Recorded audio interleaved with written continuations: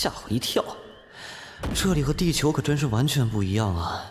喂，留你一个外乡人在这儿，可不是让你吃干饭的，赶紧干活去！没用的废物，体力连个小孩子都不如，就该把它扔到山里，让野兽吃掉。哥一个穿越过来的地球人，还跟你们这群牲口比体力？看我的天马飞锤！大鹏展翅！又开始了。上次举起来，我足足喘了5口气呢。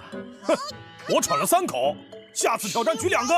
好啊，谁怕谁？哎呀，用力过猛，被我握碎了。这么一比，我确实挺废材的。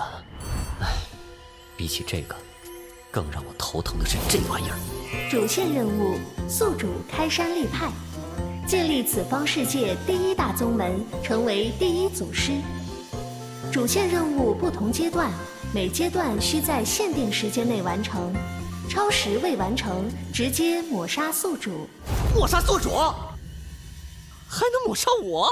我就不信了，这到底什么破玩意儿啊！主线任务1：收纳4名亲传衣钵弟子。任务说明：哪怕是个散修，想要传承自己的衣钵，也要收徒。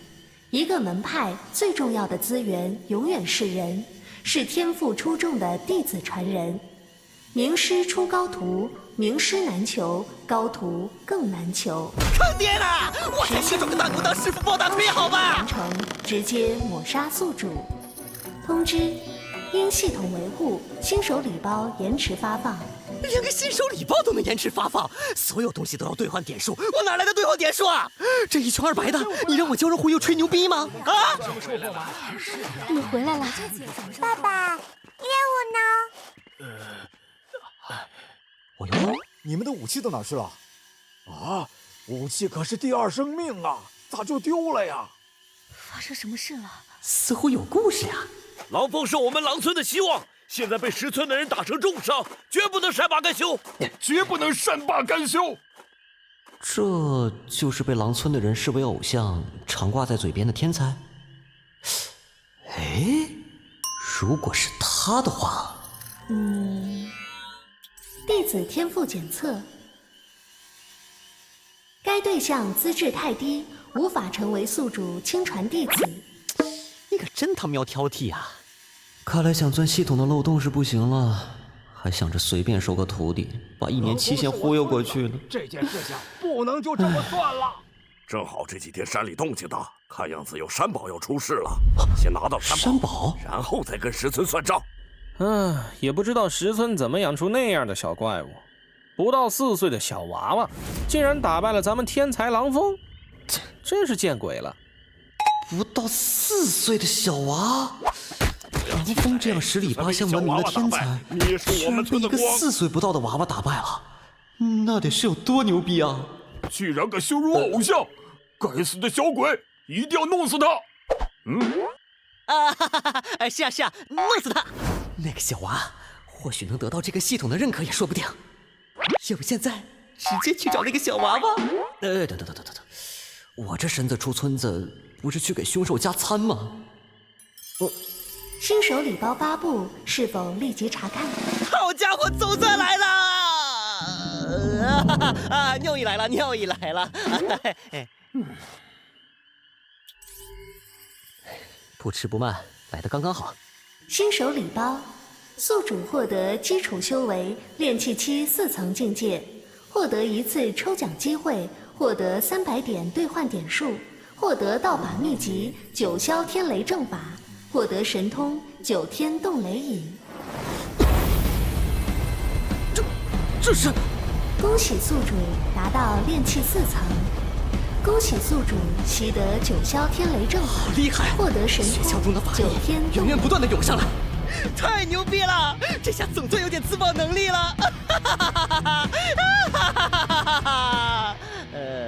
如果要建立史上第1宗门，成为第1祖师，可差得远了吧？1瓶氧气弹要10个点数，炼气剑要30点，火球术、掌心雷这些需要100点。再让我看看我这300点都能买些啥啊！我靠，后面的高级货不更高了，根本不够用啊！哼，还好，这失传多年的九霄天雷正法是这天元大世界最顶尖的雷系道法之一。新手礼包里能开这本书已经超级幸运了。等我练成一身神功之后，再出来大杀四方。等等，既然是要去收徒，怎么也得好好包装一下自己才行啊！就这个吧。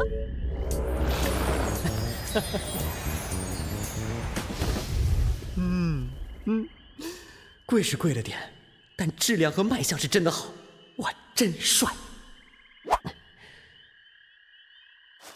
好，趁着大家注意都在那个狼蜂身上，从村后溜走。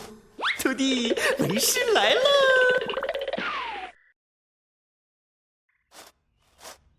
这前面就是石村了吗？话说，这树好巨大呀，这是被雷劈过吗？这棵树已经枯萎10年了。小老儿是这石村的村长，不知有什么可以帮到这位道长的？本座发现目标，适合成为宿主亲传弟子。哪儿？天赋系统整理完毕，1号目标资料如下：耕地指数10，共性指数8，心智指数8，福缘指数8。目标天赋极高，建议收入门下悉心教导，必为宗门栋梁。根骨10的根骨，相当于别人跑步从起点到终点有100米，终点相同的情况下，这个小不点是从90米的地方开始起跑。难怪这小不点可以揍得那狼蜂满脸花。收这么个货当徒弟，压力是不是有点大呀？本座前日心血来潮，突然感到一个与我有缘之人在这山中，于是便来寻访，却没想到竟在这样一个小山村中遇见。道长说的是他？本座原先还奇怪哪来的有缘人，现在见了此子，才明白事情原委。实不相瞒，本座曾有一得意弟子，却因为看不破情关心魔，以至于渡劫失败，并劫转世。我一直在寻找转世之后的弟子，望可再续师徒之缘。结果悠悠100年，终于在今日找到。您是说小不点儿就是您的弟子转世？话说这个老人竟然是一个修真者，虽然只有炼气3层，但却是货真价实的修真者。刚刚特意隐藏自身气息没注意到，现在因为对我产生警惕而起了法力波动，是不是被当成人贩子了？清风，你如今可愿重归为师门下？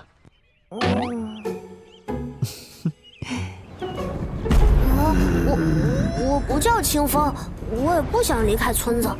罢了，你素质未开，不记得前生之事，为师也不强求。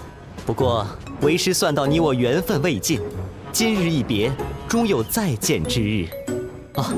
这枚护符，为师留给你防身，若遇到危险，便将护符扔向敌人，当可保你周全。你我有缘再见。哎呀，吓死我了！此人已看破老夫的底细，可老夫却看不出他的修为深浅，怕不是筑基期甚至金丹期的大修士。差点露馅，得想办法再前进村才行。系统隐藏福利，只要不出手和常人无异，修为更高的修真者也无法看穿实力。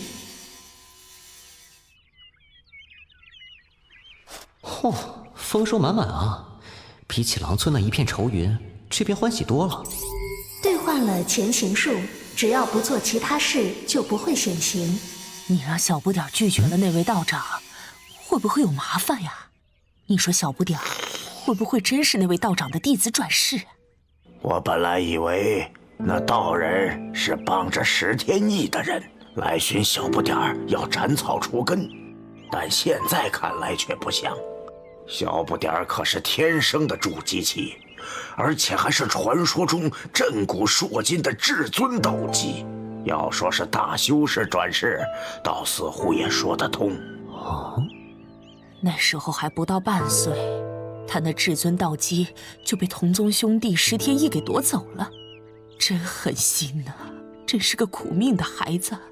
总之，我答应过他爹，一定要照顾好小不点儿。那道人终究来历不明，还是小心为上。小不点的身世，仅限你我二人知道，绝不能走漏风声，否则他就危险了。难怪那小娃的根骨能达到10的满值。不过他的道基已经被人夺走了，根骨一项为什么还是10呢？莫非他的道基还能再生？哇，简直就是真命天子级别的人物啊！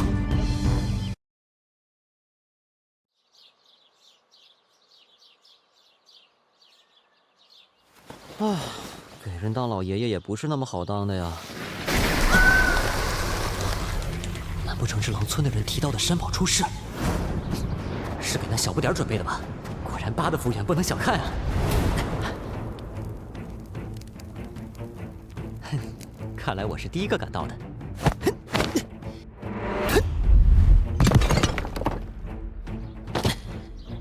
这晶石的内部会是怎样的宝物？这是。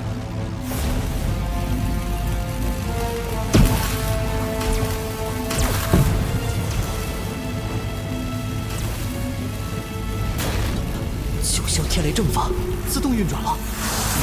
我为王雷之主，执掌诸天雷电，居然驾驭了这些雷。这是，我记得系统里有一个一模一样的东西。居然需要2000兑换点！紫玉魄需要数以千计的天雷连续击打在同一块岩石上，才有1%的概率诞生，蕴含了海量雷系灵气精华，对修炼雷系道法的修真者来说是无价之宝。嘿嘿嘿，就当是你的拜师礼啦，为师不会亏待你的。这么大的动静，2村人也该来了。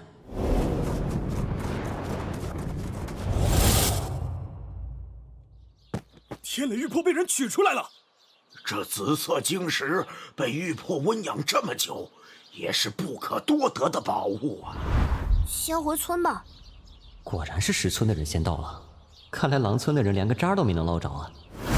哎呀，来晚一步，一定是10村的人拿了。我们追！你在这里干什么？想去山里长长见识，迷路了。别给我们添乱啊！意思跟在后面吧。老陈，那人3年前最后出现的时候，孩子不在身边。你说会不会就在那个时候被他寄养在这小山村里？这2个人好面生啊，不是狼村的人吗？要真是当年那孩子，就来个斩草除根，留着他，对表少爷来说终归是个祸害。我们直接出手，说不定会被人找麻烦呢。这眼前不正好有一只替罪羊吗？可以给余家的人背黑锅，也算他们的造化了。啊，他们在用法力传话，普通人可听不到。不过就凭狼村这些世俗武者，去了也只是送经验，这下可有好戏看了。这不是狼村的人吗？你们聚众于此，所谓何事啊？少给我装！你们村的人打伤我孙子，现在还把山宝取走，这事儿可不是这么算了。山宝？我可不知道你在说什么。不知道你说什么。当老夫傻子呢！万岁财，10村的人可不好惹，待会儿要是打起来，这可是你们10村自找的。人呢？果然又躲起来了，胆小鬼！不躲咋行啊？万一被那村长和小不点看见，我不就穿帮了？而且，这2人，一个炼气3层，一个炼气4层，这是场恶斗啊！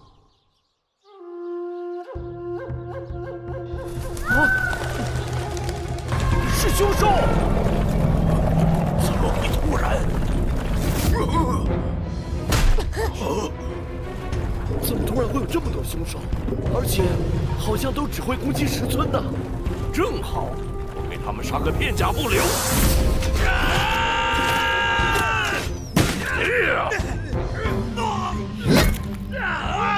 再这么下去，小不点可不妙啊！小不点，带上皮革先走。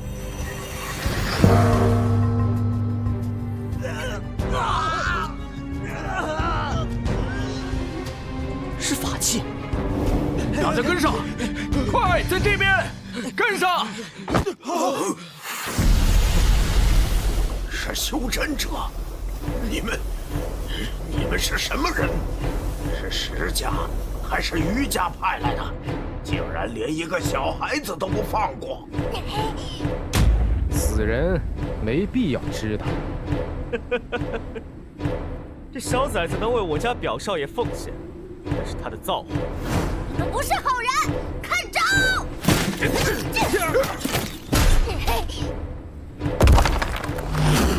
不好！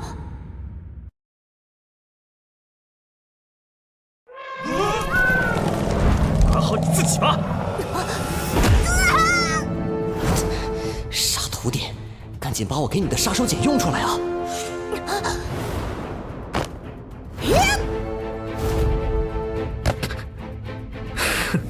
到底是个小屁孩啊！这什么鬼东西？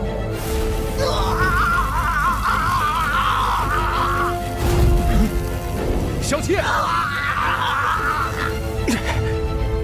不妙，得快点逃！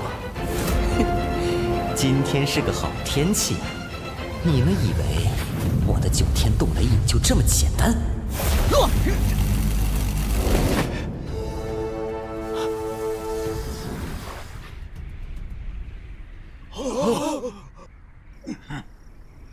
杀！杀！今天在场的狼村人一个不留！我是余家的人，你们这群乡巴佬敢杀我余氏家族的人，你们就不怕整个村子被夷为平地吗？哦，还好，虽然使用起来限制太多太麻烦，但威力总算没让人失望。老陈就交给小不点和村长吧。现在，只要偷偷溜进村长家院子里，等村长和小不点回来，只看到我料事如神、安然自若的气度风采，还怕小不点不纳头便拜？第一个徒弟终于要到手了。对了，记得要把行头换回来才行。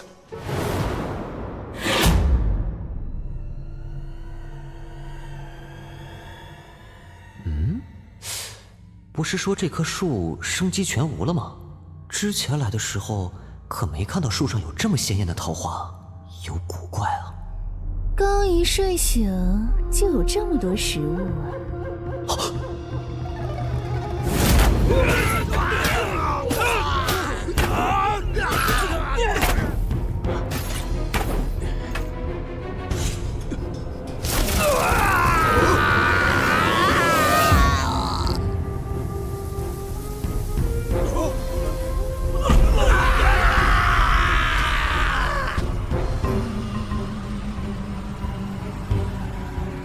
今天先到这儿吧，剩下的先放放。这手绝对有问题。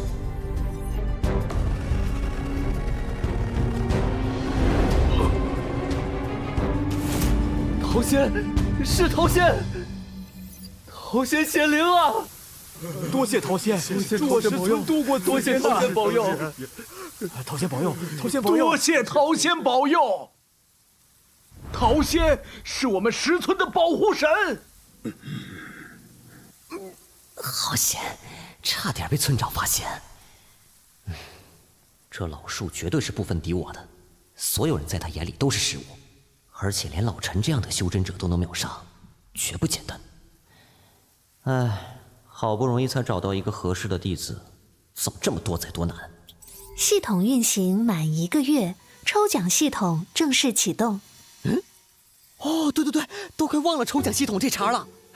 乖徒弟，你既然是真命天子级别的人物，应该不会那么容易挂掉吧？坚持一下，为师很快回来救你。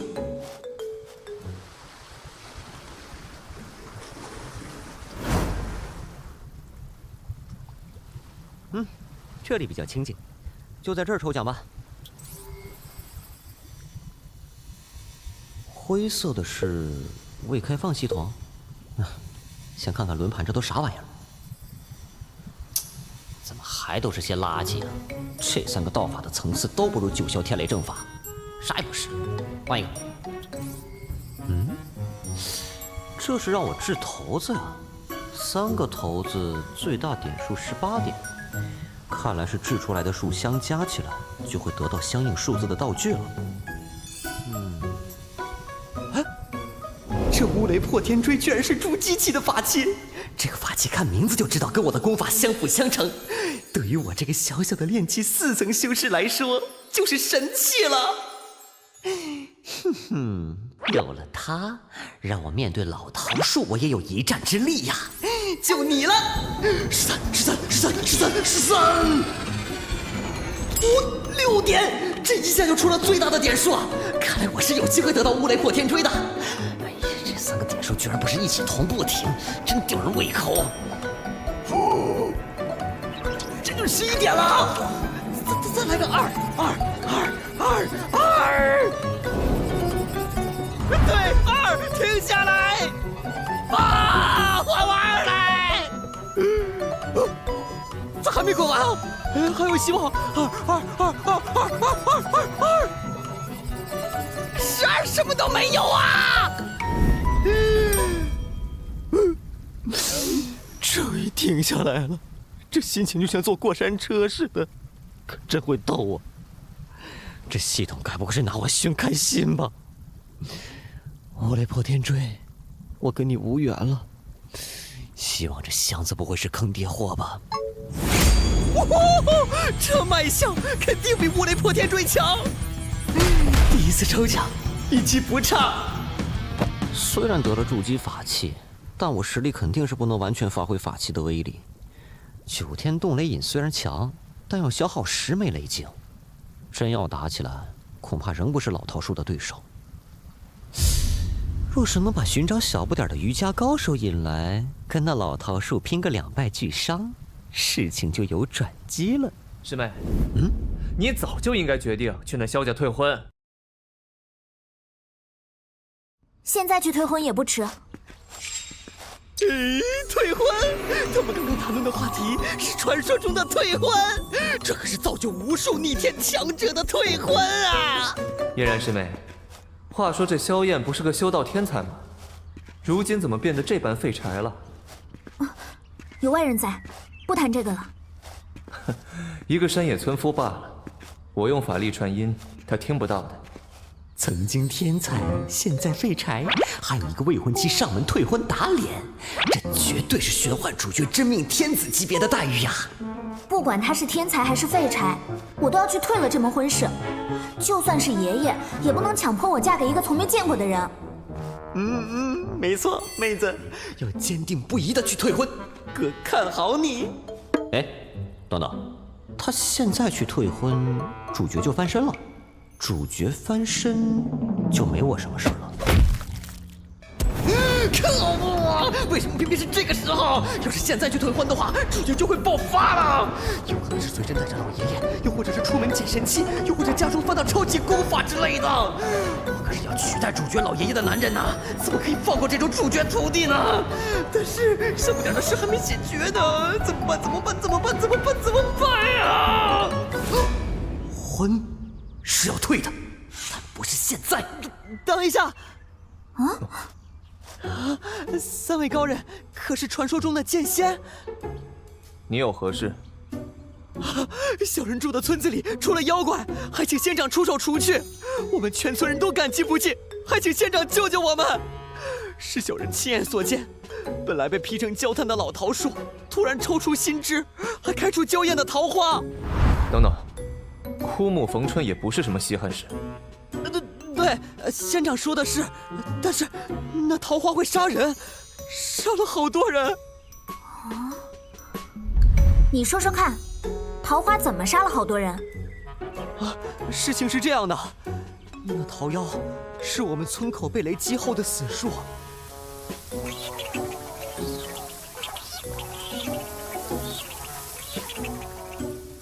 事情便是这样。叶长老，我们就走一趟吧，否则那树妖还会杀更多人。按这村夫所言，这树妖也应有妖丹了，也有一杀之价值。除魔未到，本就是我流光剑宗修士的天职。这位小兄弟，前面带路。三位剑仙大人，这边请。三位，你们来得太及时了。作为我未来二徒弟的对头，不坑你们坑谁呀？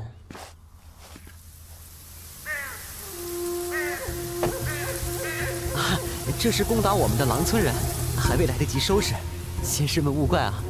前面就是我们石村了。救命啊！要敢杀人这么快就开始杀人了，不好，得快点溜掉，不然遇到村长和小不点就说不清了。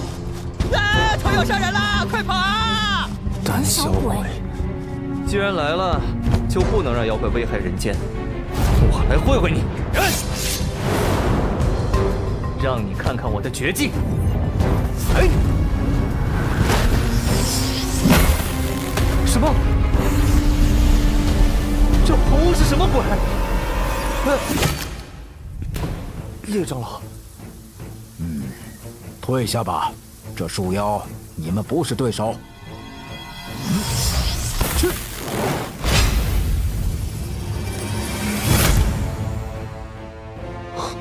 这老头树妖果然也有筑基实力，幸好把他们忽悠过来了，不然就麻烦了。只要你们是两败俱伤，小爷我就有可乘之机。去。3、震、杀。这就是筑基系修士的实力吗？果然有两把刷子。好，是仙长把他们压制住了。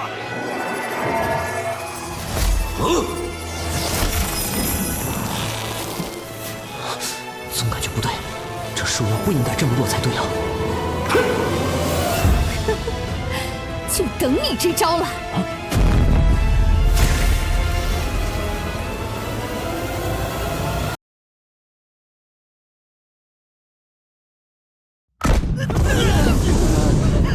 果然，这树妖忒狡猾了。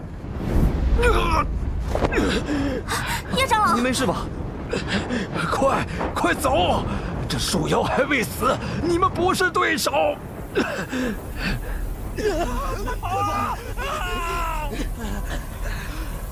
这树妖秃了不少，看来他也不好过呀。机会来了。这东西太消耗法力了，法力快被抽空了。对了，我还有个天雷玉魄。哇，是浑厚的力量。受死了，老桃树，北齐天赐神光！村长，你看那边。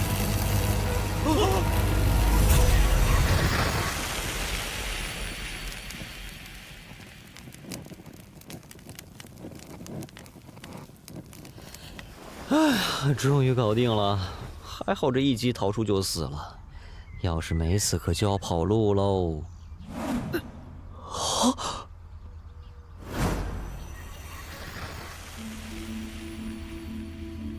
好美啊！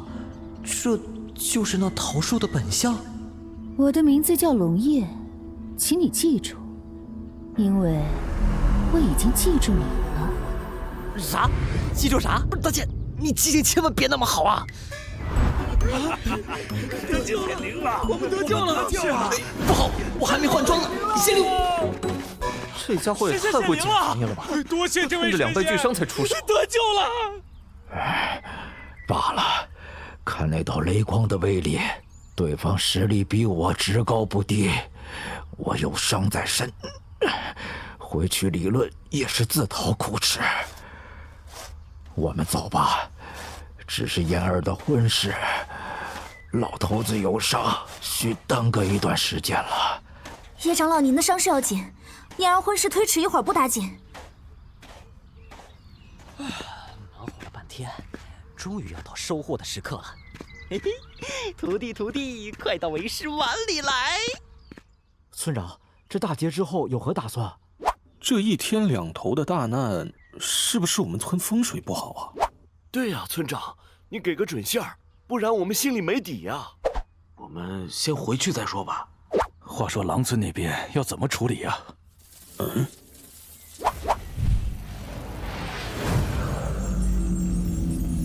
道长，是您出手除了那老树妖的吗？多谢道长救命之恩！这一下子给我整这出，搞得我都不好意思了。哎呀，淡定，不管怎么样，先把高人风度摆出来。大家请起，除魔卫道本是我们道家职责，不必多礼。多谢道长慈悲。小不点儿，快到为师碗里来。为师留给你的护符用掉了？用掉了。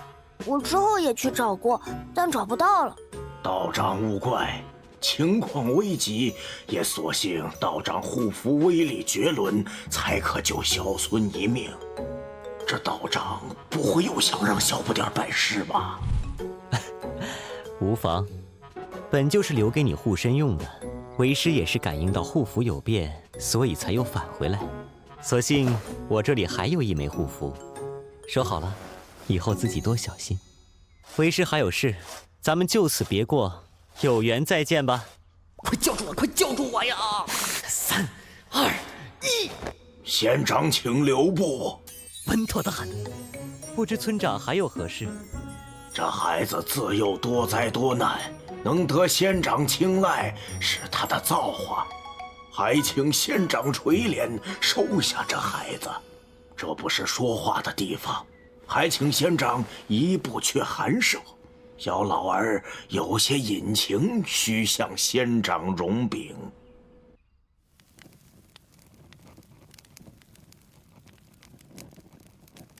小不点儿，你愿意拜这位县长为师吗？能学跟县长一样大的本事吗？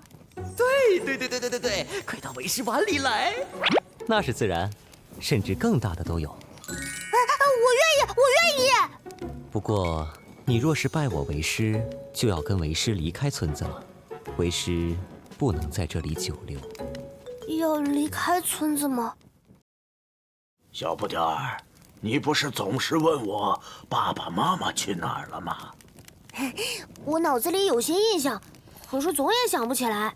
爷爷，你终于肯讲给我听啦！县长，这孩子他的身世很不一般，日后或许会给您带来麻烦。无妨，既然收了这个徒弟，我自然有义务解决他的后顾之忧。小不点儿本名叫石天浩，出生在大秦皇朝皇室，虽然不是正统，但也贵不可言。小不点儿天赋不凡，不仅是天生道基，更是千古罕见的至尊道基。但天生道基却没有第一时间体现出来。当他父母发现时，正逢他祖父在一处险地失踪，他父母急于寻救他爷爷，不得已将他寄养在别人家。这一寄养就出了事情，这一家也出了个小天才，名叫石天意，天生重瞳，看穿了小不点儿身怀至尊道基。结果就是石天意的母亲找人硬生生夺走了小不点儿的至尊道基，移植到他儿子石天意身上。小不点儿父母回来后大闹了一场，迫于家族逼迫，不能杀石天意夺回道基。为了救活生命垂危的小不点儿，不得不前往绝地寻药。我与小不点儿父亲有旧，算是他唯一可信任之人，他父母便将小不点儿寄养在这儿。只是小不点儿父母外出寻药，已有3年杳无音讯。好在小不点体质够好，熬了过来。但石天翼的母亲家族于氏家族的人已经找了过来，势必要斩草除根。于氏家族亦是皇族4大家族之一，这次摸到大山的2人不过是最低级的奴仆。爷爷，我想起来了，父亲，你们在哪儿啊？小不点儿，果然是真命天子级别的待遇啊！放心，以你10的根骨，什么千年皇朝、万年宗派，通通都是垃圾。石天昊，我问你，你失去了至尊道基，那石天翼的族兄现又要赶尽杀绝，你当如何自处？不就是道基吗？师尊不是疯的，是自己一步一步闯出来的。我便在元神上等着他，请师父收下我，教我道法。恭喜宿主收得第1名亲传衣钵弟子石天昊，宿主获得奖励，抽奖机会1次，获得奖励500兑换点数。耶！第一个徒弟到手。好，你有此心性，为师自然全力助你。收拾一下吧，我们明日出发。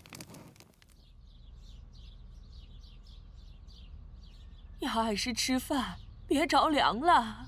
一路上小心，多跟师傅学习道法。爷爷奶奶再见，等浩儿道法有成，就会回来看你们的。老石啊，小不点就这么出去闯荡了，我有点不放心啊。玉家人已经寻到了这儿了，我道行浅薄，已经是护不了小不点了。小不点始终要强大起来的。既然机会在眼前，自然要把握住。下一站去乌州，我的2徒弟萧燕，我来了。况且小不点鬼精着呢，不会吃亏的。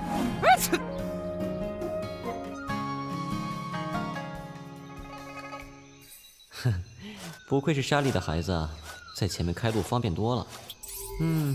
正好可以传授小不点9霄天雷正法。哎，对了，还有一次抽奖机会没用呢。箱子，哎，再过来点，哎，对，哎，都在这停，哎，别，快停下！恭喜宿主获得安魂草1枚。安魂草有镇定稳固神魂之效，灵药定魂丹的主材料，数量稀少，不易寻找。哎，定魂丹嘛，感觉好像有点用处。哎呀，算了，不管了，先收着。还有500点呢。现在有了攻击功法，那就弄本身法。哦，龙盾，这个不错啊。什么鬼，这么贵？这么多分支选择，这云龙盾感觉不错。嘿，就你了。请稍等，正在输入神通。恭喜宿主获得云龙盾。师傅，我什么时候才能跟您学道法呀？放心，你是为师的开山大弟子，为师不会忘了你的。师傅，我不想当大弟子，我想当小弟子。啊？为什么？在村子里就是这样的，谁家有几个孩子，一般都是最小的那个比较惹人疼。我在村子里就是最小的孩子，大家都最疼我了。你呀你，那是在你们石村，又不是所有地方都一样。有些地方，越是小的就越受欺负。你可想好了啊？日后你那些师兄师姐们指使你打洗脚水、刷马桶的时候，你可别后悔哦。我给师傅打洗脚水、刷马桶，给您捶肩膀。有师傅您在，小不点又那么乖，想必师兄师姐们也不会为难我的。小鬼灵精。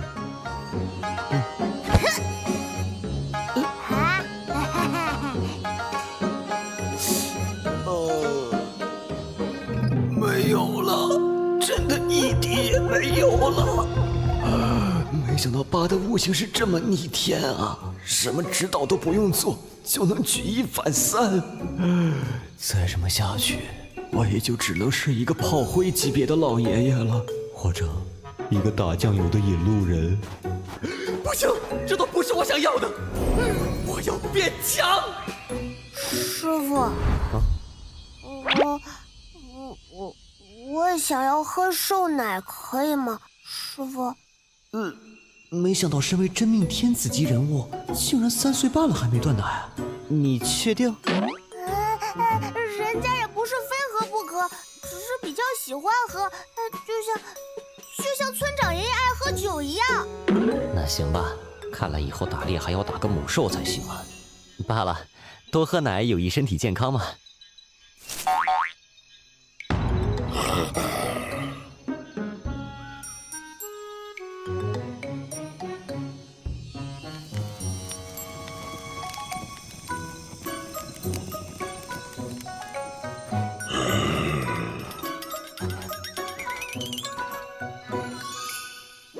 就这么放了，不喝奶了？不是，只是想换换口味。白兽奶其实是最美味的，比大姨的兽奶的味道好多了。臭小子，你这张嘴不仅馋还挑得很啊！百兽奶现在是没有了，单一的换着样来吧。哎，谢谢师傅。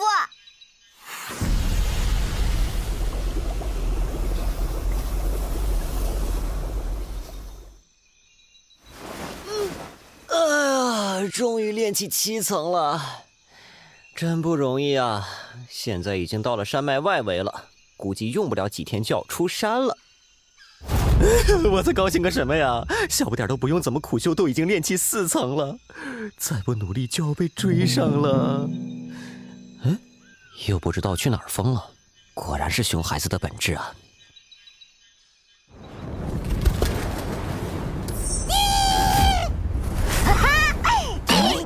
抓到了！你飞得好快啊！我练习4层了，都差点追不上你。你怎么找的呀？圆圆的真好玩。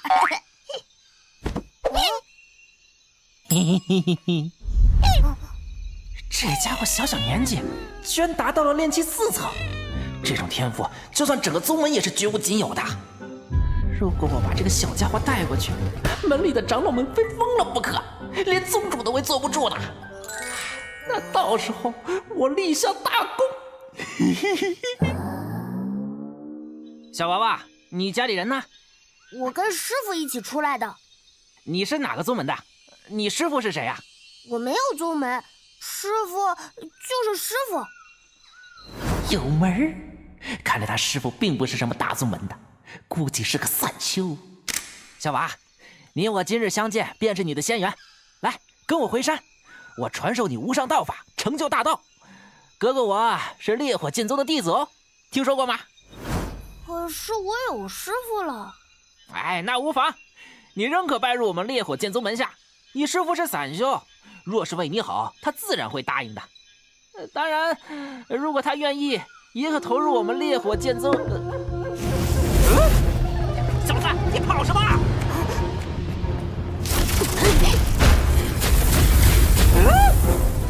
练气6层的我，居然追不上一个练气4层的娃。你说有个自称烈火剑宗的想收你入宗？听村长说，这烈火剑宗虽然不是9天剑盟之一，但也是天元大世界中1等1的强大势力了。这可咋整？乖徒弟啊，你就像暗夜中的萤火虫，你那忧郁的眼神，还有出众的天赋，以后是少不了各路的牛鬼神蛇来打你主意了。算了，匹夫无罪，怀璧其罪，兵来将挡，水来土掩。花了这么大力气才收小不点为徒，要我拱手相让？哼，爱谁谁！要是敢来跟我抢小不点，我就跟他干到底！臭小子，以后还敢乱跑不？为了安全，我们现在启程。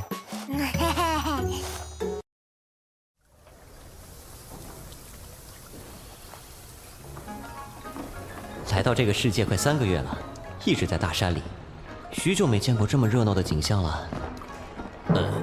任务也过了1/4时间了，再不抓紧时间就要被抹杀了。先去打听一下情况。啊，你想打听萧燕？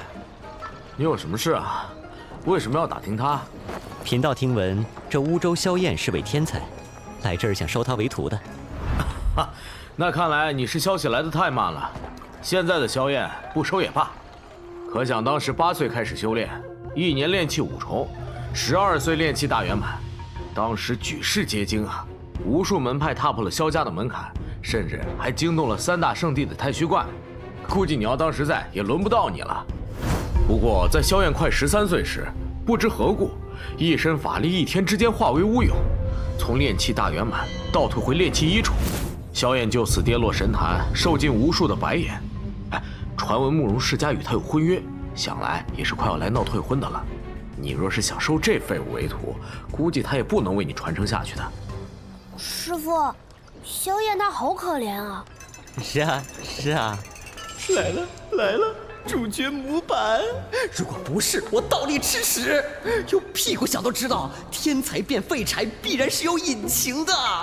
只要慕容嫣然上门退婚打脸，男主就要发掘金手指开挂了。只要在萧燕开挂之前收了他，就妥妥的。走，小不点儿，先找个地方落脚，然后师傅带你去喝百寿奶。好啊好啊，多谢师傅。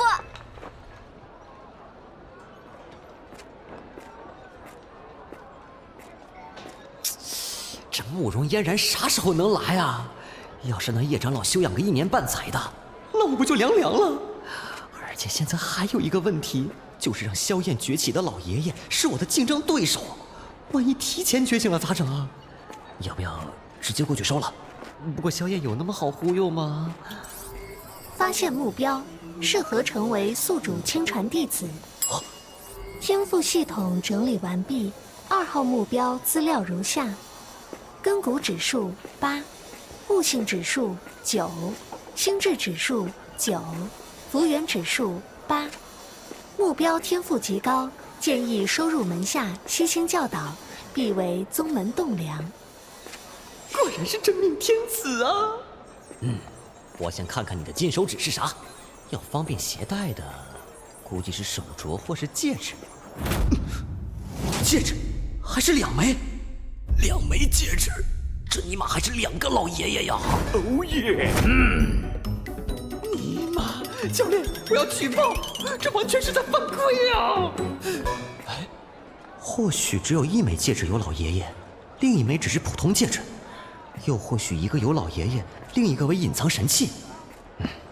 先跟上去瞅瞅。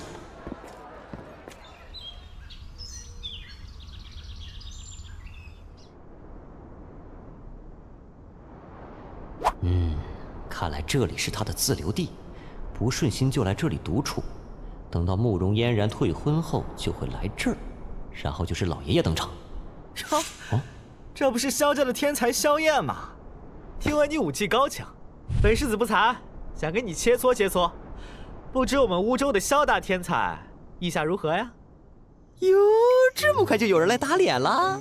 这套路果然是真命天子模板必备呀！既然如此，也是时候露脸了。先给他们个牛叉的印象，再套路忽悠，那萧燕还不到我碗里来？第一形象最重要。你想切磋的话，无需萧燕哥哥出手。有人捷足先登了，听声音还是个女孩。发现目标，适合成为宿主亲传弟子。真儿跟你们过2招好了。好。天赋系统整理完毕，3号目标资料如下：根骨指数为9，悟性指数为8，心智指数为7，福缘指数为6。总结：目标天赋高，建议收入门下，悉心教导，必为宗门栋梁。又有一个新徒弟，今天真是走大运了。特殊备注：目标目前修为高出宿主1个大境界。高我1个大境界有点难办了。这少女的根骨和悟性资质与萧燕差不多，心智和福缘略逊色，能快速达到这么高的境界，说明资源肯定不少。那么这真儿必然是有大背景，比如隐形的世家子女白富美之类的。在弄明白她身世背景前，先别轻举妄动吧，估计是真命天子的正宫呢。怎怎么，不敢了？哼，萧燕，我们走着瞧。要走了吗？正好上去打听一下消息。居然遇到萧真儿，晦气！在下赶巧路过，不慎看到刚才之事，因好奇，所以来打听一番。那就是城里人尽皆知的萧家天才，怎么只会躲在女人裙子底下啊？居然能这么对萧燕，知音呐！道友真是英雄所见略同啊！他们这眼神是怎么回事啊？怎么跟那啥似的？我可不那啥。哪里？道友是哪儿的人啊？贫道是峡边过来的。峡边？未曾听闻。对了，刚才萧燕身边的女孩是谁啊？她本名叫萧真儿，与萧燕是青梅竹马。真儿小姐比较念旧，所以萧燕变废柴后仍然护着她。只是那个废柴脸皮也太厚了，利用真儿小姐。我要是她，早找个地洞钻进去了。我看那萧燕脖子上的饰品还挺新奇的，一根绳子串俩戒指，戒指不应该戴手上吗？一个是他父亲留给他，一个是他母亲留给他的。他爹妈现在都死了，大家都说那2个戒指是被诅咒的，也就萧燕还当个宝贝随身带着，生怕丢了。亲人遗物戒指，在乌州自然是不能戴手上的。尼玛，父母遗物，这下不会错了，双份遗产，双份金元，双份的老爷爷。对了，贫道想起家中还有事，先走一步。真奇怪的人呐！不行，得做更充分的准备才行。2个老爷爷又如何？土地是我的。差点因为2个老爷爷的事忘了给小不点买收奶了，还好老板没收到。也不知道小不点有没有安分待在客栈啊？到底是个小孩子。还挺乖的，居然在安分修炼，不错。既然这么乖，为师也得奖励一下你才行。还得感谢一下村长啊，这裹着天雷玉魄的石头必然是个好东西。用兽皮袋喝奶太不方便了，为师就用这个石皮给你做个碗吧。终于弄好了，这细碎的石皮就留着用来做9天冻雷饮的材料好了。小不点也要快洗礼了，是不是应该找点好的寿血来给他呢？有时间得去找找才行。现在就用百寿奶打下基础好了，加上天雷玉魄，慢熬1刻钟，完成。师傅，好香啊！你在弄什么呀？你醒了？那，这是刚熬好的百寿奶，不过为师在里面加了点料。喝的时候要用法力引导奶中的灵气，要是身体受不了就停下来哦。谢谢师傅。好热啊！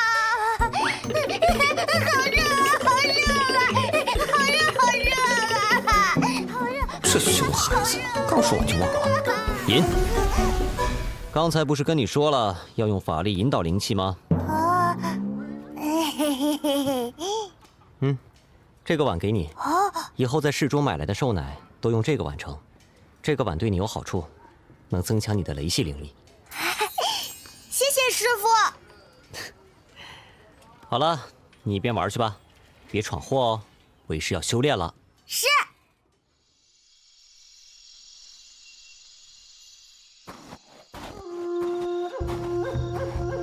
长老，张楠便是在这儿追丢的小孩。按照他们留下的痕迹，应该是往山外走。从这儿出山，最近的大城便是乌州了。张楠，你确定那小孩有炼气4层修为？嫌你炼气6层都追不上他？是，弟子句句属实。不过乌州是流光剑宗的地盘，那小子会不会是？若那小子真有你说的天赋，别说是流光剑宗，便是蜀山剑宗的地盘，我们也要闯一闯。是。废话少说，我们出发，目标乌州。是。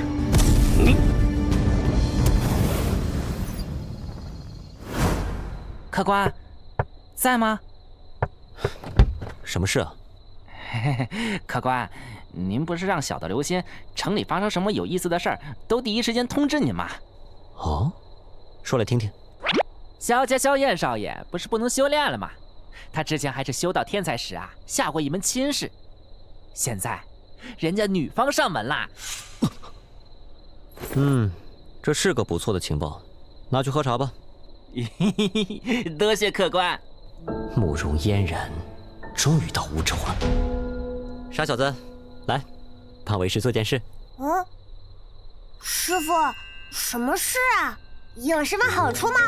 你小子，好处就是你即将要多一个师兄了，你自己要当老幺的，可不能怪为师。快点，带上为师昨天帮你弄的10碗鱼料。是。慕容小姐，送你一句话：30年河东，30年河西，莫欺少年穷。3年之后，我会找你，我会把今日之辱全部讨要回来。3位，既然已经达到目的，那便请回吧。萧爷爷，今日之事，嫣然向您道歉了。日后若是有空，请到慕容家做客。哼，来迟一步，还是错过了退婚大戏。不过结果还是在预料之中。慕容家的小姐，希望你日后不会为今日的大小姐举动而感到后悔。谁？再有，不要以为有流光剑宗撑腰，便可横行无忌。天元大世界很大很大，比流光剑宗强横的力量也并不少。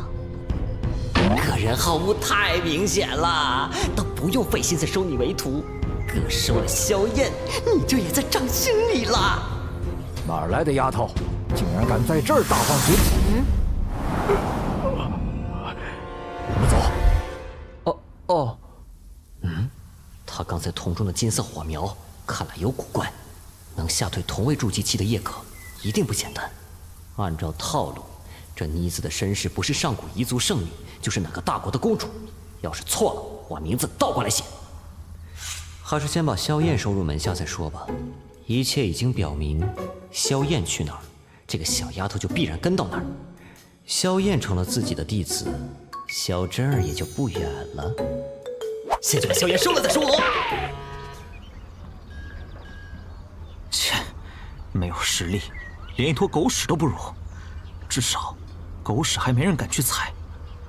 今日的侮辱，我不想再受第2次。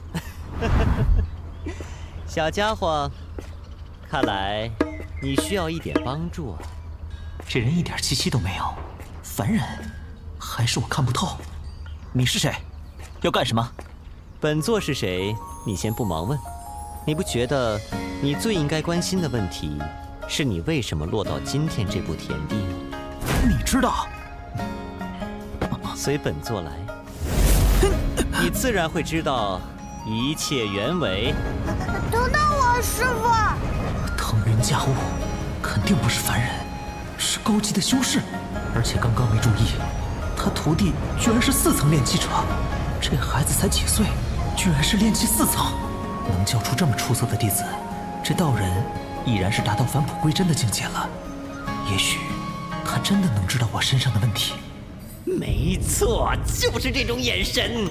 想不到这个广告实在是太出色了，快到我碗里来吧，小燕。这里比较清静，便在这里说吧。还请这位前辈指点，在下身上究竟出了什么问题？其实你也大致能猜得出吧。你的问题就出在这2枚戒指上。哦，前辈也认为在下这2枚戒指有诅咒。平常人认为诅咒荒诞离奇，却不知诅咒是真实存在的。但你的戒指与诅咒无关，你身上的巨变不是天灾，是人祸。啊，人祸？前辈是说有人故意害我？难道连我爹娘的死也和害我之人有关？你双亲生死是否与戒指有关，本座不清楚，但你身上的巨变，正是这2枚戒指造成的。好家伙，脑补能力一流啊，有前途！戒指中寄居了阴魂，它吸收你的法力，壮大自身，这就是你修为骤然倒退之因，也是你后来不得进寸的症结所在。因为你努力修炼得来的法力，全都成了阴魂养料。先下手为强，把老爷爷打到反派位置上，看你们怎么跟我竞争。何况我也没有冤枉人啊。萧燕落到这步田地，绝对和这戒指里的老头脱不了干系。但接下来，恐怕我要和戒指里的老爷爷硬碰硬了。变天了，9天冻雷影可以发挥真实威力了，我也有底牌陪你们玩了。若非小有你的供奉，我也不知还要沉睡多久。女人的声音，原来戒指里的不是老爷爷，而是老奶奶。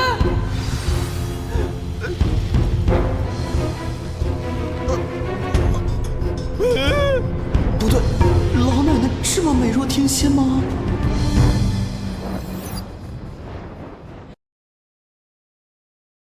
供奉，我体内的变化，真是你搞的鬼！明月也是出于无奈，还请小友莫怪。我不怪你，我怪神马。小友气愤，明月可以理解，但小友的另一枚戒指，才是你这番遭遇的根源。这位道友慧眼如炬，我确实吸取了萧燕小友3年法力，我深表歉意。但3年前，萧燕小友从炼气大圆满跌落至炼气1层的变故，却与我无关。不好！短短几句就将自己的责任摘得干净，让人不禁跟着他的节奏走，此女绝非省油的灯。那枚戒指中，寄居了一只太古凶兽饕餮的残魂。饕餮？10年前我受重伤，神魂被迫寄托于你的戒指中，期间见饕餮残魂吞噬了你全部法力，还准备吞噬你的生命力，于是用天龙咒印将它封印，结果自身神魂受损，不得不再次沉眠。为修补神魂，我一直无意识吸取你新修炼的法力，却不料这给你造成了困扰，十分抱歉。天龙咒印，他是太虚观的人。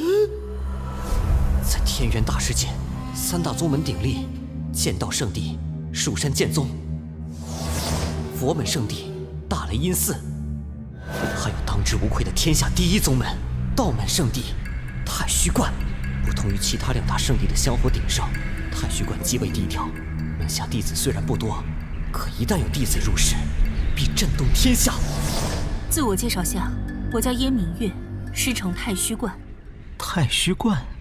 没记错的话，萧燕的天赋曾经经过太虚观，她差点就被收入门下了。得不到的总是最好的，何况是天下第1宗。即将怪到手的弟子，就这样从我手下溜了。啊！我不听，我不听，我不听，我不听！太虚观又如何？第1圣地又如何？拐了萧燕，就等于拐了萧真儿，大大的划算。不过，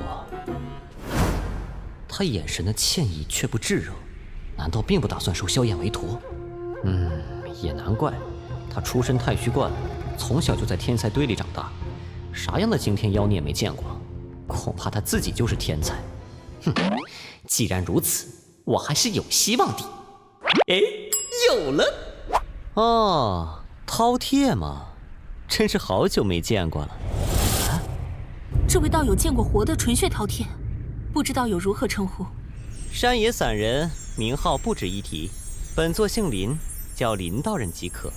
本座方才听燕道友提到，你是10年前受伤，然后脱身于这戒指中，对吗？我竟看不穿他修为深浅，他到底是何人？的确是10年前。不久之前，本座曾遇一妖，那妖明显也是重伤在身，被迫将神魂寄托在一棵老桃树上。当地人说，那妖怪也是在10年前突然出现的。哦，对了，她是女妖，自称龙叶。果然，我没有死，他也没有死。看来我赌对了。多谢道友告诉我这个消息。道友可知那龙叶下落？这本座就不知道了。但那女妖精养好了伤，多半要来找哥的麻烦。这燕明月同那龙叶应该是标准的宿敌关系，很有可能是道门圣女对阵妖族圣女的戏码。2人容貌、天赋、道貌不相伯仲，相互欣赏却又生死对立，恩怨纠葛一生，上演一出相爱相杀不对，是亦敌亦友的好戏。哎呀，一般来说，或许还会爱上同一个真命天子呢。但最重要的是，得知宿敌还活着，他果然不淡定了。以防万一，让我再添一把火。燕道友失了肉身，神魂寄托于戒指中，行动怕是多有不便吧？现在他总不会再惦记萧燕了吧？我有办法重塑肉身，但需要做许多准备。准备时仍需寄托戒指中，否则虽不会伤及神魂，但会白白流失法力。本座或许可以助道友一臂之力。安魂草，它是炼制定魂丹的主要材料。有了定魂丹，我的确可以脱离戒指，神魂稳固。只是，道友苦心造诣，可是为了这萧燕小友。他现在锋芒外露，已经洞悉了我的意图了。淡定，越是这种时候，越要冷静。本座一介山野散人，自然比不得太虚观。想要找几个衣钵传人，着实费尽心力，所以还请道友让本座一让，本座感激不尽。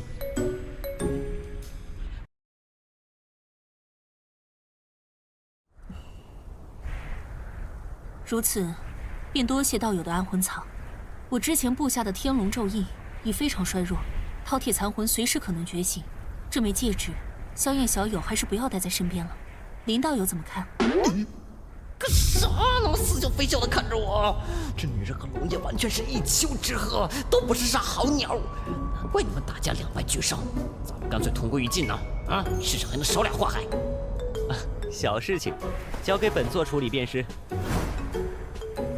安静，遇到这种时候也不能心虚。先把法力输送进去试试。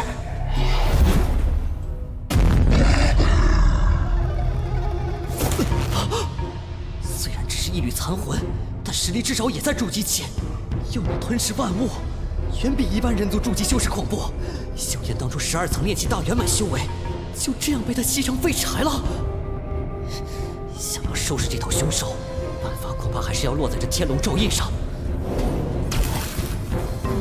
原来如此，现在这光线如此细，定是天龙咒印为饕餮消耗了很多法力。这样的话，我就来给他充电。为何我输入法力后，光线反而变得更细了？天龙咒印的法力运转方式极其复杂精密，不摸索清楚咒印运转方式，贸然注入法力，只会起到反作用。这不就代表我要学会天龙咒印吗？这得弄到什么时候啊？你同你未婚妻定下3年之约，现在有什么打算？无论如何，我都必须成功！我的小饕餮哦，你可安分点吧。当然是奋起直追，把之前失去的东西重新拿回来。你的天赋很好，但你们都在进步。他的起点比你还高，哪怕你恢复天资，可论修炼方面，你确定能在3年内赶超他？他可还有流光剑宗，道术资源远胜于你。我作为外人，本该不便知会你的私事，但你身遭巨变，多少同我有关。为表歉意，我授你一门太虚观法术作为补偿，还请见谅。这妞虽然刁钻，但人品还算坚挺。可，就算我有了这法术，我真的能赢吗？慕容嫣然修炼的是流光剑宗最顶尖的道法，而我萧家道法不过3流，他还有无数丹药和法器。啊，对了，我还有这位前辈。这就对了，快徒弟，快到为师碗里来吧！前辈既然说这话，就是表明有办法让我3年后胜过慕容嫣然。本座自然有办法，但师父领进门，修行在个人。一块朽木终究成不了大器。我不知在前辈眼中，到底是朽木难雕，还是可造之材。但我的决心绝不会动摇，再多的苦我也能受，再大的困难我也要克服。很好，那你拜师吧，本座收下你了。还要拜师？凡入我门下，定倾囊相授。本座要的是衣钵传人，不是投机分子。谁？萧真儿。本座不遇见他人，你先去迎他，本座就在这里等你。谢前辈。可恶啊！虽然还想一箭双雕，但贸然行动怕是会节外生枝，还是先退让一下吧。真儿，我们去别处。这眼神是在看我？这位真儿姑娘，倒也算萧燕另一番机缘际遇。她藏于戒指中，怕是早知道萧真儿的异常了。人生在世，遇见每个人都是一场机缘，只不过是否会产生影响却难说。林道友的想法倒与佛门有些相似。这天龙咒语也太难解了吧！咱们快点解决，我还怎么收徒啊？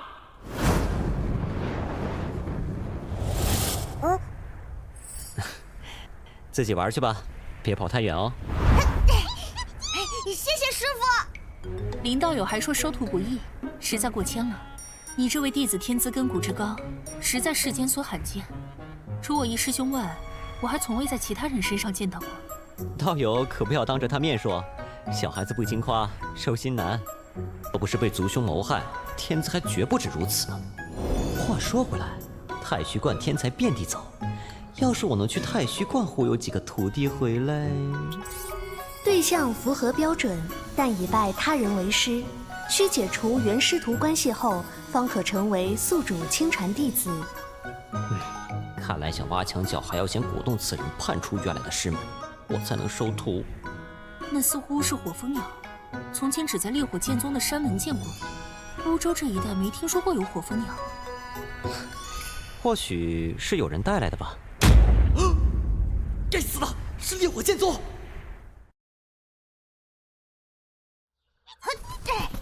小红鸟，不要跑！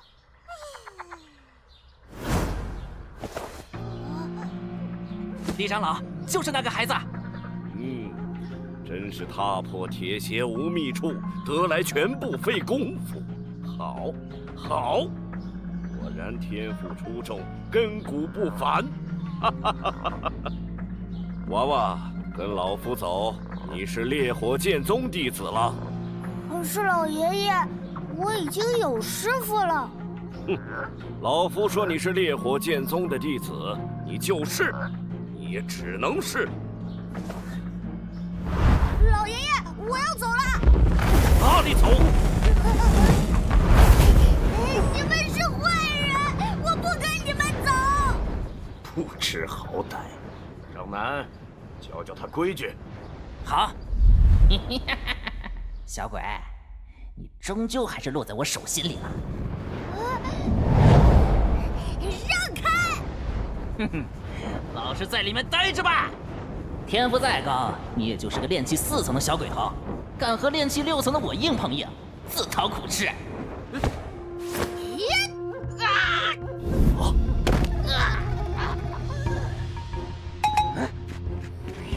哪里跑！你放开我！这臭小子好大的力气，我竟要治不住他了。连个小屁孩都治不住。小畜生！今天就教你学学规矩。好啊，有种再跑啊！师傅，我在下风时，你越服输，敌人越高兴，越会欺负你。所以输人不输阵，意志坚定，才能反败为胜。给本座住手！啊！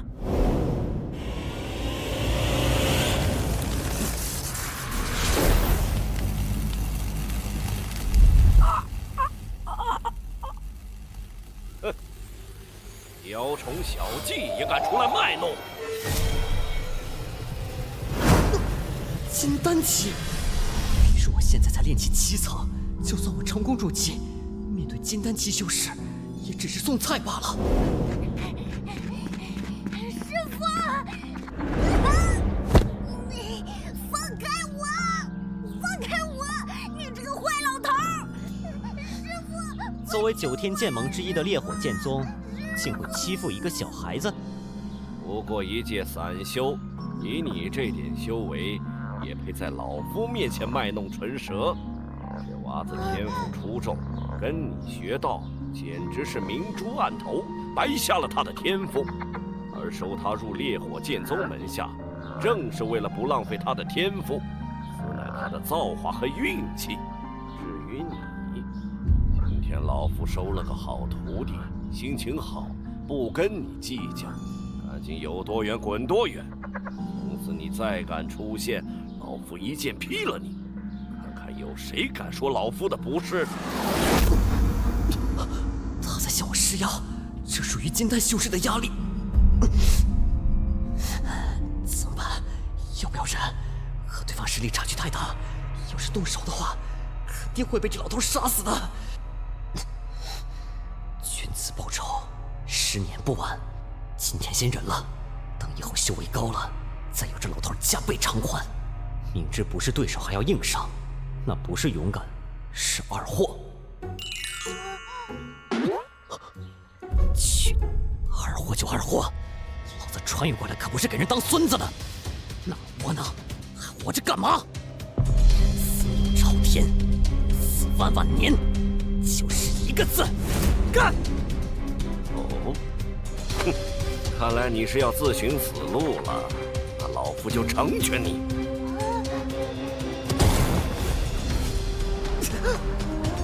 其实如此恐怖的一剑，若直接接下，估计立刻勾带了。臭小子，看清楚了，你那师傅在烈火剑宗面前就只会下地干站着了。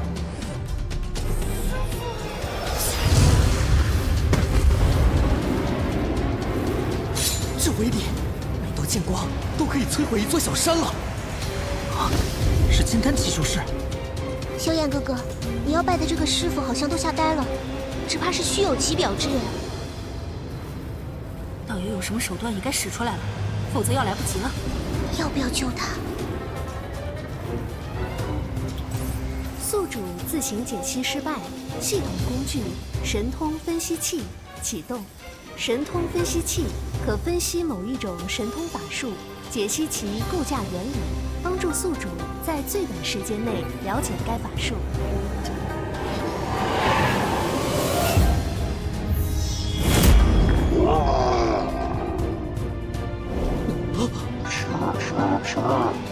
强大的吸力，法力都被吞噬了。这样的话，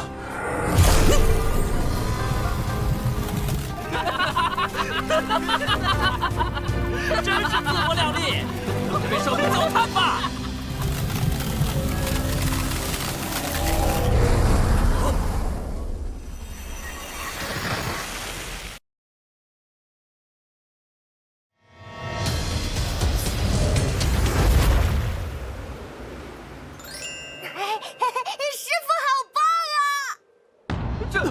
这不可能！真好吃，这几年亏的全补回来了。不过我还要继续吃。长老，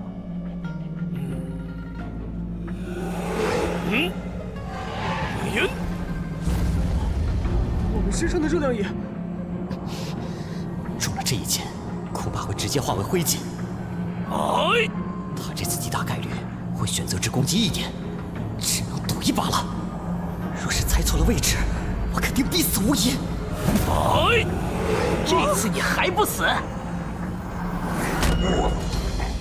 我吃小贼，你敢利用我？我今日不死，定要吃了你！不对了，剑魄是刺向胸口。怎么回事？我的法力正在飞速流失。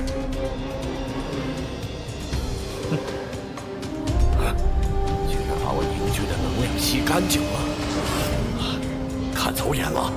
这人修为之高，完全不是我可以抗衡的。逃，必须逃！所有人都要逃，否则等到他出手，我们全都要死。小家伙，你闹腾够了？受不了，受不了！我吃不下了！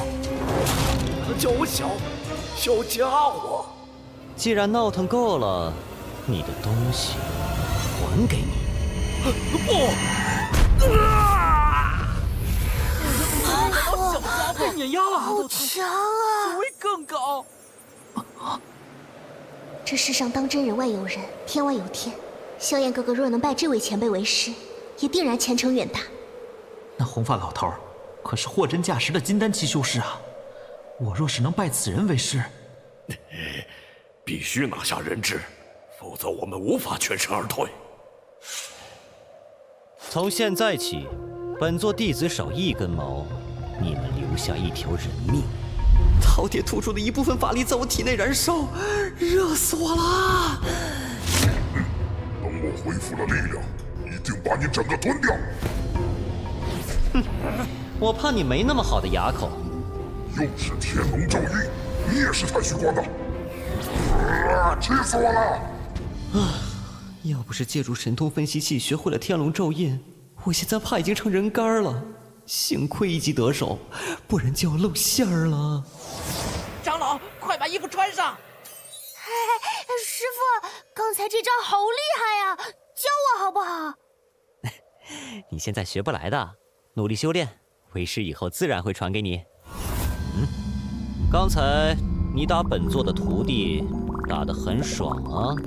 这前辈，我只是，都是你惹下的大祸。这一巴掌真狠啊，他要半条命了都。本座今天不会为难你，日后天昊会亲自找你报仇。等我跟师傅学了本领，我自己来。你们都听清楚了，带上你们的长老走，别在本座面前出现。本想借天龙咒印试探他，没想到感应突然断了。为了不让我看出深浅，居然利用饕餮来应战，他到底是什么来历？小家伙，你闹腾够了？难道这句话也是对我说的？我有哪儿招惹他了吗？来了，弟子萧燕拜见师父。从今往后，你便跟着为师修行吧。恭喜宿主收得第2名亲传衣钵弟子萧燕，宿主获得奖励，抽奖机会1次，获得奖励500兑换点数。嘿嘿，第2个终于到手了，这回真是玩了命才搞定的。修炼火系道法，我手头上只有一部九霄天雷正法呀，这可咋办？而且还得是最精妙的才行，不然这个小姑娘绝对不同意啊。前辈会带萧燕哥哥离开乌州吗？本座不会在这里久留，等他处理好家里的事，我们就该动身了。有一个很艰难的目标等着他去完成，外面更多的磨练和机缘，才能让他突飞猛进。当然，你也可以跟着一起来啊。对不起，萧燕哥哥，真儿无法陪你去。果然，刚刚的表现还是无法折服他。他的背景可能比我想象的还要牛。哎，第3个呀，第3个，你到底在哪里呀？真儿，你不用为我担心，这一时半会儿我还不会走，而且我有预感，我们应该很快会再相见的。萧燕小友，我说过我会传太虚观的一门神通作为补偿。我本来想传你天龙咒印的，但现在恐怕不需要了。他知道我掌握了天龙咒印。现今这门法术名为红莲破，火系法术神通，他修炼极其不易，甚至有一定风险，但可以越级战斗，善于以小博大。多谢前辈。除了林道友提供的主要安魂草外，还需几味辅药，劳烦萧燕小友帮我收集一下。放心吧，前辈。为师在附近替你们护法。萧燕哥哥，刚才动静太大，我得先回大宅稳一稳人心。好，那就麻烦你了。安魂草、定魂丹都归那个臭女人了，我恨呐！哎呀，你别骂了行不行？我就要骂！吃了定魂丹，我立刻就能恢复至少5层的实力。我诅咒太虚观的都没有好下场，就像你们前任圣女一样，道心未破，一身修为尽毁，嫁给他人为妾，受气呕血而死。遗留独子孤苦伶仃，父亲默然视之，敌无百般打压。我没听错的话，你刚才说昔日圣女被人害死后留下了个儿子，而且过得极惨。你相信说昔日太虚观圣女被人害死，留下了个孩子，身为豪门庶子，却被父亲和嫡母打压，过得极惨？我凭啥告诉你？嘿嘿。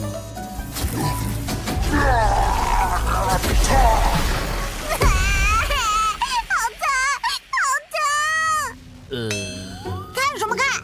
我的年纪化为人形就是这个样子，少见多怪。难怪说话做事那么幼稚，原来还是个小屁孩呢。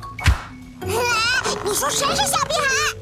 若你真认为你是大人了，那请机智一些，最起码弄清自己现在的处境。比方说，弄清楚在这里到底是谁说了算。你要不是之前挨了烈火剑宗那臭老头一下狠的，你这种法术不知的天龙咒液早就被本姑娘吃干净了。你这话的意思是提醒我趁你现在最虚弱的时候彻底干掉你吗？当然不是，当然不是。可我觉得我现在应该彻底灭掉你啊。首先，3年前被你吞光法力的人是我徒弟，你坑他太惨，做师傅的是不是该帮徒弟报仇？然后，你恨之入骨的燕明月，我跟他虽不算朋友，但关系也还不错。最后，最重要的一点，留着你，等你恢复了力量，肯定对我不利。我有这么多理由彻底干掉你，你告诉我，我为什么要放过你？这位前辈，有什么我知道的，我现在就告诉你。按太虚观的传统而言，收徒贵精不贵多，门下的弟子稀少，很多人终生闭关，专心修炼，参悟大道。每当太虚观弟子入世修行，必将掀起巨大的波澜。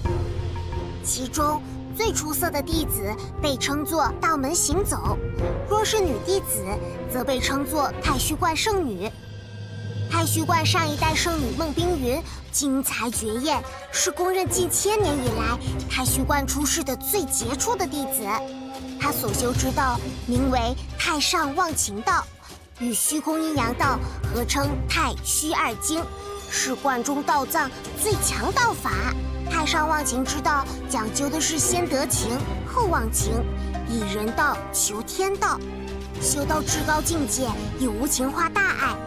言不语，众生听令；身不动，天地俯首。修此道最忌为情所困，纠缠不清。但孟冰云偏遇上了一个男子，大周皇朝太师玄机侯朱洪武。孟冰云因其力情结无法化解，导致最终道心破碎，惊天修为化为乌有。大周皇朝是比大秦皇朝更加强盛的国家，君王们励精图治，国势蒸蒸日上。皇位传到了当代君主梁盘的手中，国家实力更是急速扩张。梁盘和朱洪武君臣2人都有意压制带有宗教信仰背景的宗门在大周发展。20年前，更是联合了9天剑盟等势力，合伙干了一件惊天动地的大事儿，一举改变了整个天元大世界的势力格局。灭佛！灭佛！大周皇朝联合诸多的势力，围剿位于大周境内的世间3大圣地之一的大雷音寺。那一战惨烈到了极点，强者高手战死无数。更不知道有多少元神级的大修士陨落，但最终大周皇朝胜了，大雷音寺从世间除名，天下3大圣地只剩下了太虚观与蜀山剑宗。而孟冰云因为太虚观与大周皇朝的对立，因同朱洪武的结合，甚至被太虚观逐出了师门，更差点被清理门户。因为道法的缘故，孟冰云入世历练时做过卖艺不卖身的花魁，而玄机侯府重礼教，所以她嫁过去也只能当妾，然后很快就被侯府的大夫给欺负死了。一入豪门深似海，朱洪武这种人物，就算动感情，在权力面前也完全不值一提。那孟冰云的儿子呢？我只听说孟冰云和朱洪武有一个儿子，名字好像叫做朱毅，古怪的名字。孟冰云死后，他过得更不好了，也不知道现在是生是死。这样看来，得尽快赶去大周了。别走，放我出去啦！在赶去大周之前，得先解决一件事。被饕餮吞噬后反哺到身上的火象精气，快压不住了，得马上把它化解。我选择现在就抽奖。第3次抽奖，第一目标是抽中一门火系道法，第2目标是抽中能化解体内火象精气的宝物。若能一举抽中火系道法，通过修炼，不但可以化解这些火象精气，还可以利用精气提升修为，一石二鸟。所以这次抽奖千万要给力呀！治疗火系伤害的话，投资系统有绛珠天霜丹。哎，这个好棒！火系道法的话，转盘里有一本烈阳战气，一本不动冥王诀残篇。哇，这个更牛！若是抽到绛珠天霜丹，也只能解决我的伤势，不能解决萧燕修炼的功法需求，所以还是选转盘系统吧。有2个目标，成功抽出的概率也会高一些。烈阳战气可修成7大真火之一太阳真火的根基烈日阳炎。修成旭日真火者，若能学习太阳真火法，便可修成7大真火之一的太阳真火。不动冥王诀上半部，大雷音寺秘传道法，自大雷音寺破灭后已近乎失传，可修成不动冥王怒火，威力仅次于7大真火。不动冥王诀虽然只有上半部，但却比烈阳战气高档多了。可之后我带萧燕和小不点去大周天京城，万一暴露功法，会不会被当作佛门余孽受到追杀啊？虽然烈阳战气目前层次低了些，但胜在没有后患。就决定是你了。搞得好像我真能抽到一样。2选1概率虽大，但人倒霉喝水都塞牙，上次就没抽中。难道真的只能拼运气？等等，转盘系统似乎有规律可循。与真实的实物转盘不同，真实的转盘，人伸手转动，用的力量大小会直接影响转盘的转动。但是，虚拟转盘随我心念而转，我想它转它才会转。既然如此，它的转动会不会有固定的规律呢？上次抽安魂草时，转盘大约转3圈半。若规律固定，烈阳战气在数字9的格子里，那么这次我应该从数字18或1的地方开始转。一定要中啊！1圈、2圈、3圈，3圈了！我靠，半圈，半圈，停！停啊！系统，你故意玩我是吧？宿主是否立即启用不动冥王诀？罢了，好歹是部很不错的道法。等搞到下半部，他跟9霄天雷正法基本是一个级别。离开梧州城后得看紧情况，绝不能让消息走漏。现在最要紧的是把我体内的火象精气处理掉。宿主启用不动冥王诀，修习进度加载中。怎么回事？火系法力填满了我已经打通的7个穴窍。这个感觉简直就像是我从一开始就修炼不动冥王诀到炼气7层，一直与雷系法力对抗的火象精气，丝毫没有拒绝不动冥王诀的火系法力。他们渴望相融，居然就这样误打误撞地冲到了炼气8层，而且我身上的火系法力与雷系法力可以自如转换。只有境界很高的修士为突破瓶颈才会兼修其他道法，但不同道法大多不兼容，强行修习只会影响修行。元神级巨擘以自身根本道法作为修行基础，其他道法致起辅助作用。但是我就不一样了，有系统在，别人看不穿我修为，我能自由转换自己的道法根基，无论学什么道法，法力水平都能立即提升。哈哈，搞定！小不点我们走，找你大师兄去。啊，来啦！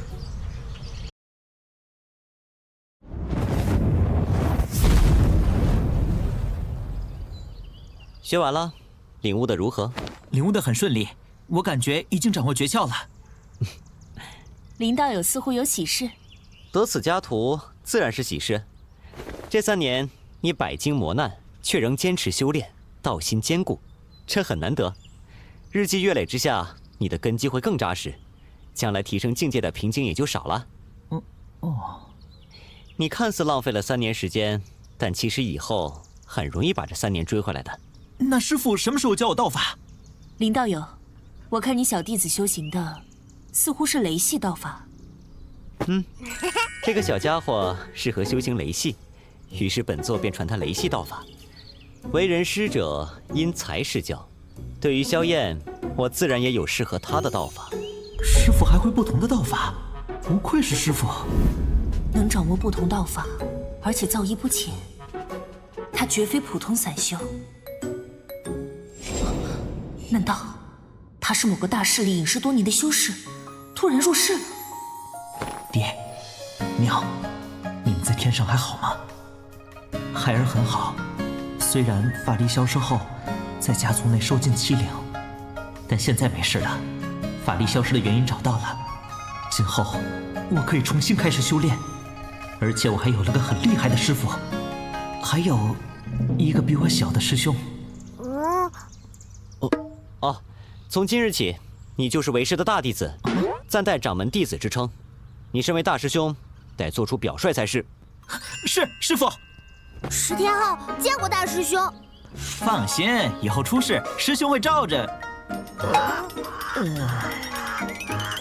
我一定加倍努力修炼，师傅放心。日后师弟师妹们有了麻烦，你这个大师兄就得出头哦。师傅放心，就算惹出老的，也不需要您出手。到时候我老的小的一起打。是啊，师傅，我也会去帮大师兄的。你回去准备吧，把其他事安排好。3天后，我们就得离开梧州了。我的药材也有劳萧燕小友了。不知燕道友日后有什么打算？还请林道友指点一下，之前在哪里遇到龙叶？我稳定神魂后，要先去寻他。这么大的仇啊，他抢你哪儿了？他手里有个东西，不管是师门还是我，都必须设法追回来。本座是在1个月前，在梧州东北的连绵山脉中遇到过此妖。以后有燕明月出马，那女妖应该没工夫来找我麻烦了吧？当时他寄身于一株老桃树上，突然绝情，危及村中人性命。本座正好路过，破了他的邪法，也救下了这个小家伙。这龙叶是什么根底？本座看他不似凡妖。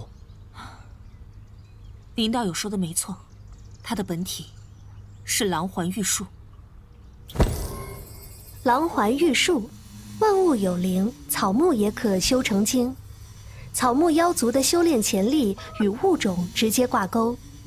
天地间最顶尖的4大灵种神树分别是梧桐神木、沙罗铁树、人参果树、狼环玉树。这等根骨天赋，难怪能给叶明月当宿敌啊！原来如此。若是当初知道他的底细，便顺手除去了。他是妖族大圣天妹的嫡传弟子，修行至高道法，天道妖姬。我与他若是死逼，便是同归于尽。还要谢过林道友重创了他，让我多了几分胜算。嗨，无心之举，不敢居功。这就对了，赶紧摆平他吧。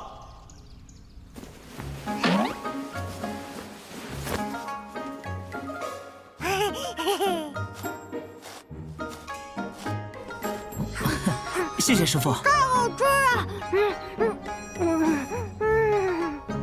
这2个败家玩意儿，慢点儿，慢点儿！你们这么吃丹药，为师要破产了。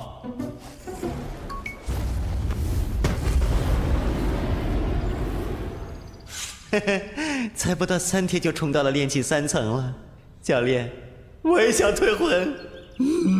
他明明做道人打扮，为何有大雷音寺的秘传道法？是他本身是昔年大雷音寺逃亡的僧人，这番打扮只是掩人耳目，或者是无意中得到了大雷音寺破灭后流传出来的道法。真儿，我一定会回来见你。我等萧燕哥哥回来，取回属于你的荣耀。狼骑竹马来，绕闯弄青梅呀！3天，他便已突破到炼气3层。林道友好眼力，明月甚至都有些后悔了呢。严道友过奖了。严道友，就此别过，预祝你此行一帆风顺。林道友也多保重。走喽！注意，为师这就来。老夫打你，是因为你没有摸清楚对方底细就盲目上报，懂吗？不能就这么算了，这个仇必须要报。好，贵派有什么仇要报？说来听听。9天剑盟，同气连枝，本公子不介意帮个小忙。金丹七修士，蜀山剑宗。哎，走一走，看一看喽！瘦奶，我要喝瘦奶。哎，别乱跑，走丢了怎么办？你陪他去玩吧，为师先去找一个人。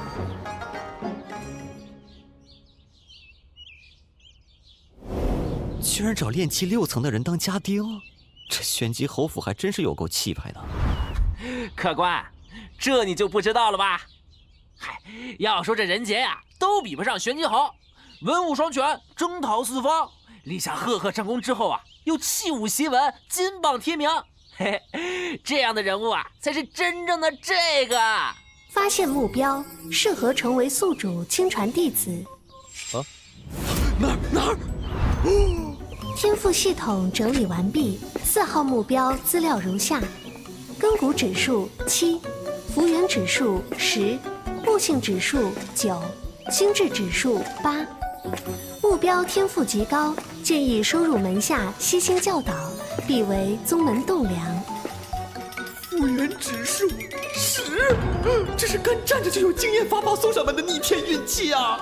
不会错了，就是他。那青山少年是谁？看他衣着简朴，但气度凛然，不似奴仆之流啊。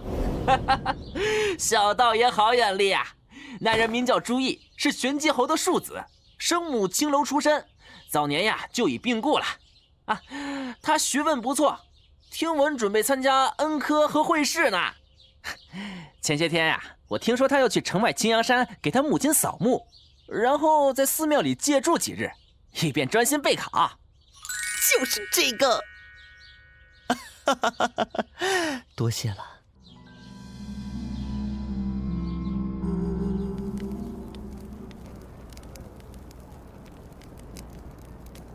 能不能为母亲挣名分，就看今年的考试了。金榜题名，加封3代，朝廷册封我后，母亲的灵位就能迁入朱家祠堂供着了。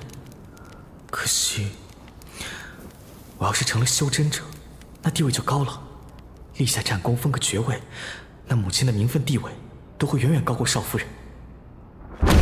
地震了！既然要看，为何不大大方方走出来，光明正大的看？学生并非有意窥视，唐突了，道长，还请见谅。你害怕吗？圣贤书说，正直聪明为神，只要内心刚正严明，自身念头强大纯净，便不怕魑魅魍魉。何况雷霆乃9天至阳精气，正是阴鬼克星。道长既可以操纵雷电，周身又气血充盈，自然不是妖鬼之流。读书人不是不与怪力乱神吗？你倒是不拘一格。我辈读书人，存大义，明六合，知妖鬼，达神明，这才是格物。哦，想不到你对修炼感兴趣啊。这道人莫不是想收我做弟子？家里父亲不准我习武修炼，我也没钱请师傅，眼下似乎是个机会，但谁知这道人是什么底细？唉，果然不出所料，此人心思缜密，不太好忽悠啊。可惜，都只是道听途说，修道一途又其简单，门外之人自然无法了解门内之事。本座还有事在身，你我就此别过，有缘再见了。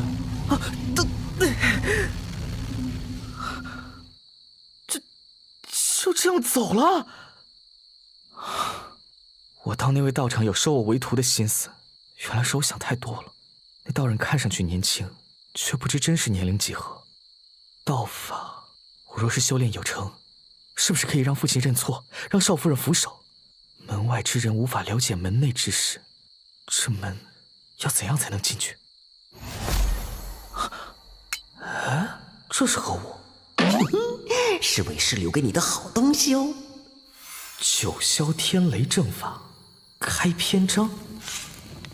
糟了！唉，刚刚逃的旧书，竟然就这样没了。哎，地藏真经，这是一部佛门道法。我方才还在苦恼如何入门学道，真乃天助我也。这个也行，这不是他刚刚出城前在旧书铺里逃的吗？满之为实的福缘，实的福缘。我去年买了个表啊。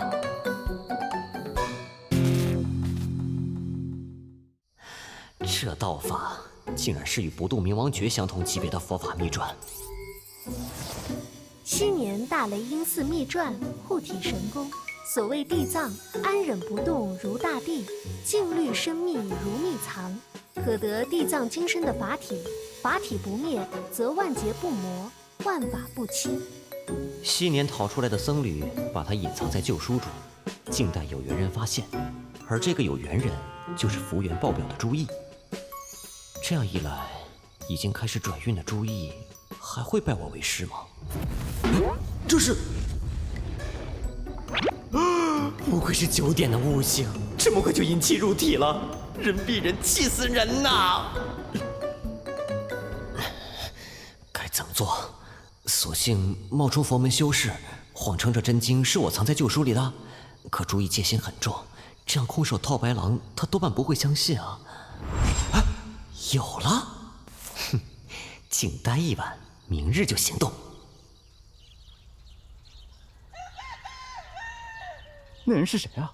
从侯府后门出来的下人吧？怎么这么嚣张啊？嘘，小声点。他是玄机侯夫人少师本家带来的奴仆，叫朱军，外号朱胖子，炼气8层的修士。朱哥，朱毅那小子去哪儿了？他不在，我的拳头都痒得没处使劲了。那小子躲到破庙去了，等他回来，我再好好教训他。今天先去天香楼好好搓一顿。嘿嘿嘿，老大阔气，铁废物。哎，听说了吗？山上旧庙里有个青山书生，竟然能吞吐雷电。哟，那书生怕不是修真高人，在渡劫吧？别是以讹传讹吧？那朱毅怎么可能得到那么强大的道法？侯爷曾经发过话，要朱毅先学好经义学问，然后再谈习武修炼的事儿。侯爷立的规矩，谁敢破？我们一起去看看，若确有其事，就把他交给侯爷处置，其他不要擅作主张。我的好徒儿，待会儿你吃苦也不要怕，为师会罩你的。走。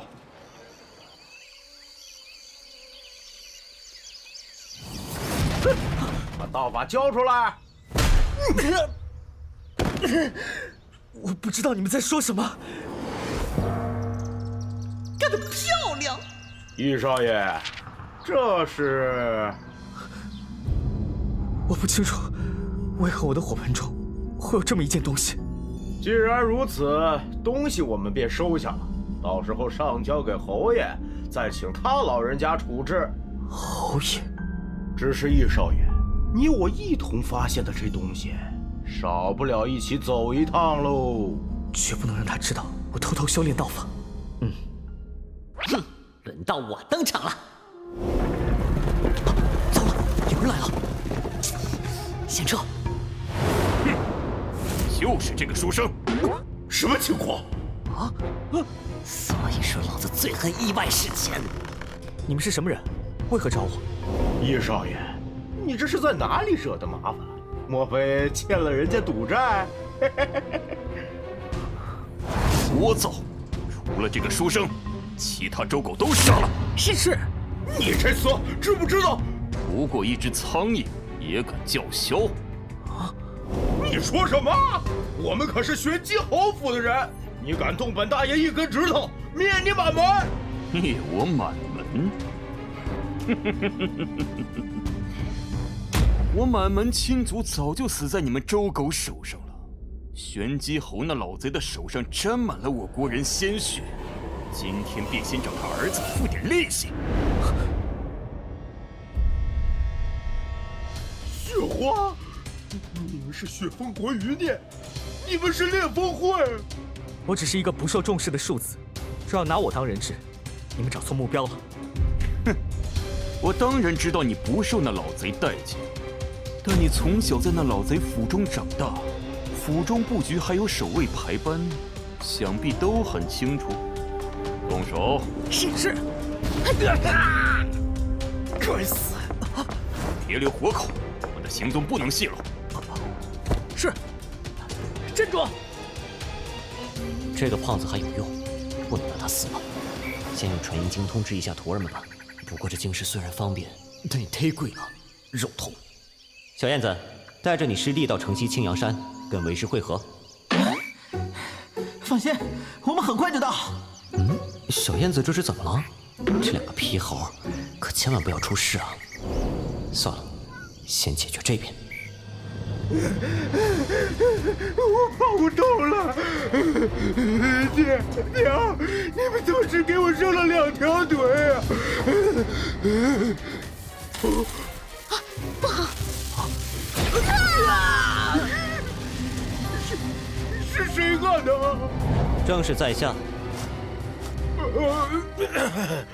道长今日出手之功，在下一定会禀报侯爷。别在本座耳边聒噪，东西留下，赶紧滚蛋。他日有空，本座必当亲自登门拜访朱洪武。至于你，同一句话，本座从不说第2遍。